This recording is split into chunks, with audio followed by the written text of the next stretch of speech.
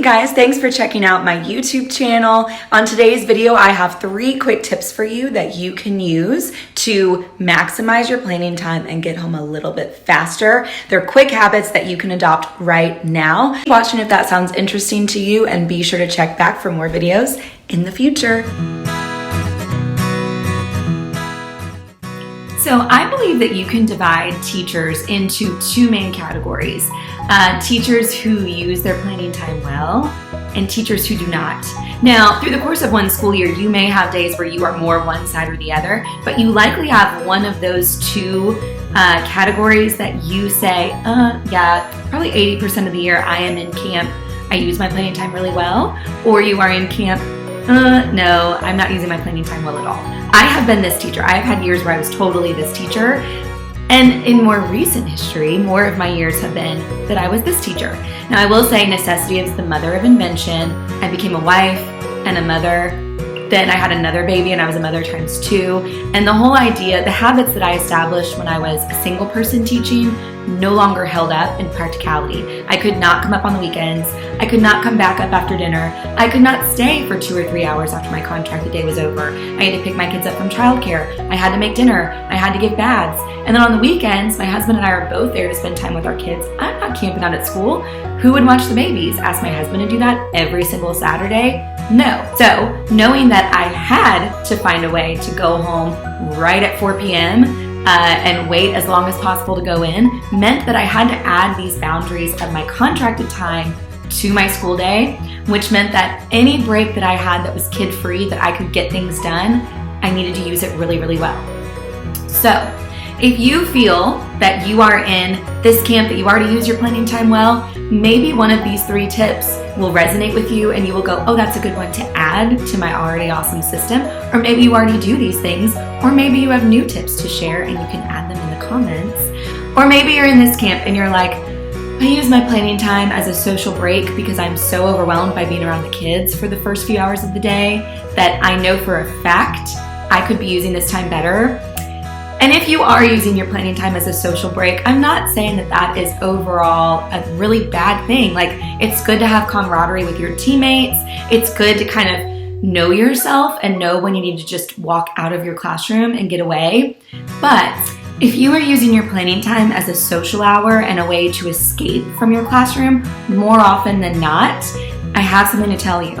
I want you to know that a well-run classroom runs on 3 pillars, or it stands on 3 pillars, is I guess the way that I should say that. It stands on 3 pillars.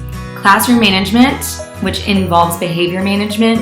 If this part is weak, you're exhausted every day. By the time you get those kids to planning time, you are like, please, someone who is over the age of 9, just talk to me and make me feel sane again, because I just spent the past 4 hours just feeling drained by my class. You got to stop that. You have to up your classroom management so that your classroom is like an oasis to you, whether kids are in there or not. Then you're not trying to run away from it the second you have a kid-free break. The other pillar that it stands on is content knowledge. So content knowledge makes it to where planning is a little bit easier because you know where you're going next. You know where your kids are going next. You are very familiar with your standards, your scope and sequence, etc., etc., etc. And the third pillar to a well-run classroom is what this video is about: time management. So I can help you with that third pillar right now. And then stay tuned for more videos to learn more tips and tricks. Whoops, can knock you guys over. More tips and tricks about the first and second pillar, content knowledge and behavior management. But time management is one of those things that you can control immediately. Behavior management takes time. Content knowledge takes time. You may not master those 2 pillars in year 1 in a new grade level or as a new teacher. But time management is something that you can start well with now. So you're not like me. Maybe you are a young single teacher and you're not as concerned with time management because your time is just your time. But eventually that may not be the case. And then you'll be kicking yourself that you didn't establish better habits when you had the time to think about it and invest in it. And then you're kind of like running on empty trying to figure out how to manage your time better. So today I have 3 habits, 3 changes that you can implement right now or next time you walk into your classroom. And they're simple, they require no prep, no planning whatsoever. You can just do them right now and they will help you get more things done. time management tip number 1 is to make a list before you leave your classroom every single afternoon of what you want to get done tomorrow or Monday morning or whenever the next time is that you're going to walk into your room. I recommend doing this at the very, very end of the day because your mind is likely spinning with things that you didn't get done. And if it's something that can wait until tomorrow, then let it wait till tomorrow, but put it on a list so you know exactly where you have to start. Maybe it's a lesson plan, maybe it's data team prep, maybe it's making copies for something, maybe it's setting up a science lab. There's any number of things that you could need to do in a given day. Whatever it is, write it down. I used to make a list, and when I say used to, I mean last year.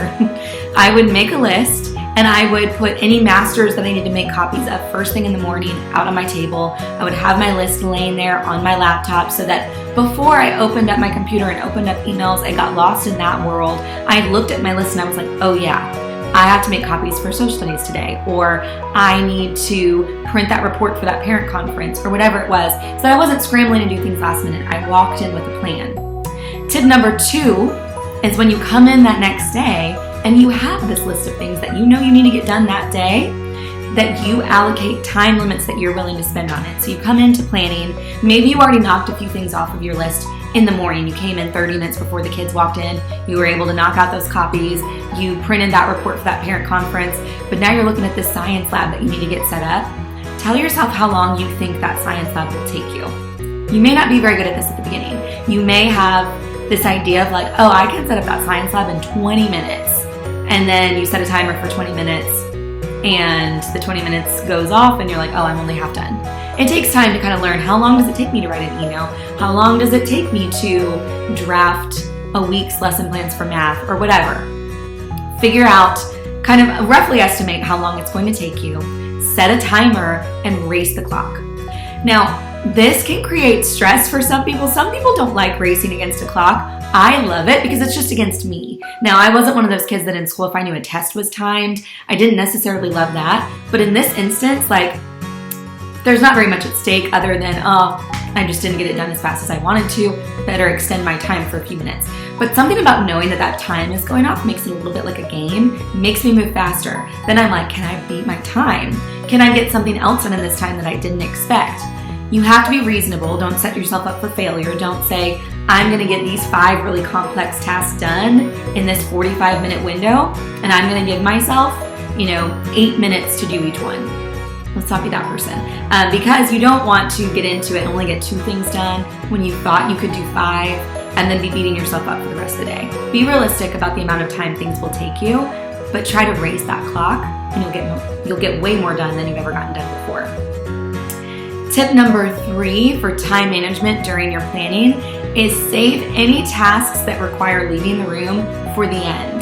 So if you were collecting field trip money or you have some sort of documentation that you need to turn in to somebody in the front office or whatever it is, you need to run and make copies for something, budget some time at the end of your planning to do those things. If you leave in the middle of your planning when you have this good flow to go fill up your water bottle, you have just put yourself at risk of being stopped by someone in the hall who is going to be like, oh, I've been meaning to email you for days, but now that you're right here, let me ask you about this, which is fine when you have nothing else to do. But if you're going to put yourself at risk of running into those random stop you in the hallway and chat conversations, then do it at the end of your planning when you know that you've gotten a significant amount of things done, and then you have the the good excuse of, I gotta go pick up my kids, go ahead and send me that email or whatever it is if you run out of time. But if you're just sitting there at the copy machine writing copies, or you're just sitting there filling up your water bottle, or you can ask someone to walk and talk with you, you can knock out that conversation while you do those last things on your planning list.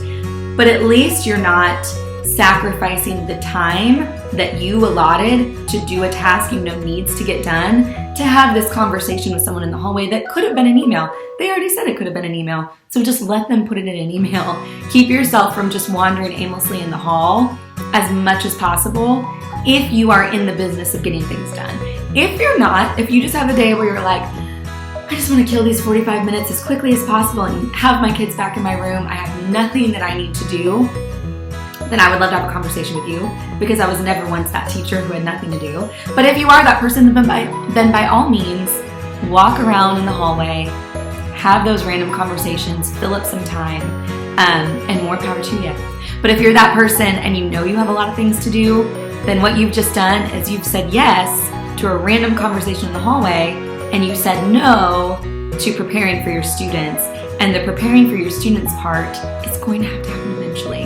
So it's going to have to happen on your own personal time. The random conversation in the hallway maybe never had to happen. Like, if you say yes to preparing for your students, but that means that you're not going to go have that conversation with a coworker, is that really a loss? Or is that just you just force someone's hand to put something in an email and save both of you an immense amount of time? So those are my 3 time management tips for teachers who want to use their planning time more efficiently. Just to recap, make a list before you leave the night before, so you walk in the morning with this beautiful to-do list of things that keep you focused, so you stop having that like planning time ADHD.